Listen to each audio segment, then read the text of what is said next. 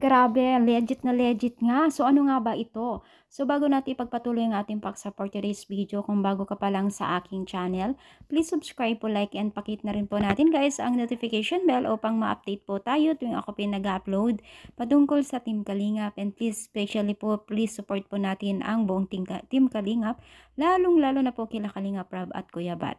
So, yun nga po, no, sa latest upload po ni Kalingap Rob sa kanyang YouTube channel ay talagang tila nagulat sila sa mga binigay po ng isang sponsor kay Carla na talagang legit na legit nga daw ito. Ito ay isang bag na branded talaga at napakaganda po. Ang social po niya mga mi. Grabe, ang ganda-ganda po niya, grabe. As in, ang ganda po niya. Kaya naman po, labis na pasasalamat po ni Kalinga Prab kasi napakadami pong nagbibigay kay Carla at Jomar na kung saan po ay talagang hindi basta-basta yung mga binibigay nila. At kita naman po natin guys, no, yung mga gamit ni Carla. So, may relo na siya, may singsing, at may mga damit na.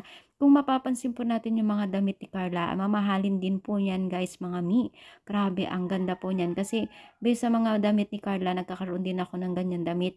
Hindi po biro ang mga price din mga yan, hindi yan mumurahin.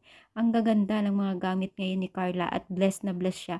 At deserve naman po niya, diba mga mi? Deserve naman yan ni Carla. Kung makikita po natin, ang kasiyahan sa kanyang mukha ay talagang hindi mo ipagkakaila ang kanyang kasiyahan at lalong gumaganda ngayon si Carla dahil sa tulong po natin at tulong po ng mga sponsor na patuloy na nagbibigay at syempre nandyan sila Kalinga Prab na patuloy na sumusuporta at gumagabay po sa kanilang love team at itong dalawang mag-love team na si Jomar at Carla. Lalo pa man po itong si Carla ay talagang malaki na yung pagbabago niya sa kanya ngayon at napakalaki po ang pinansyal na tulong po na naibigay nila at talagang ramdam po natin yung pag-asenso ng buhay nila.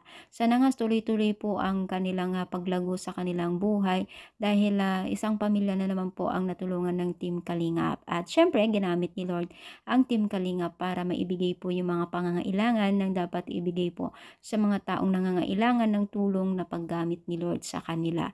Saka nga sabi ni Kalingap Rab, hanggat andyan ng Team Kalingap ay nandito rin sila at hanggat hanggang dyan tayo na sumusuporta, andito rin sila na sumusuporta at tumutulong sa mga nangangailangan, syempre yung mga deserve po ng tulungan ng Team Kalingap.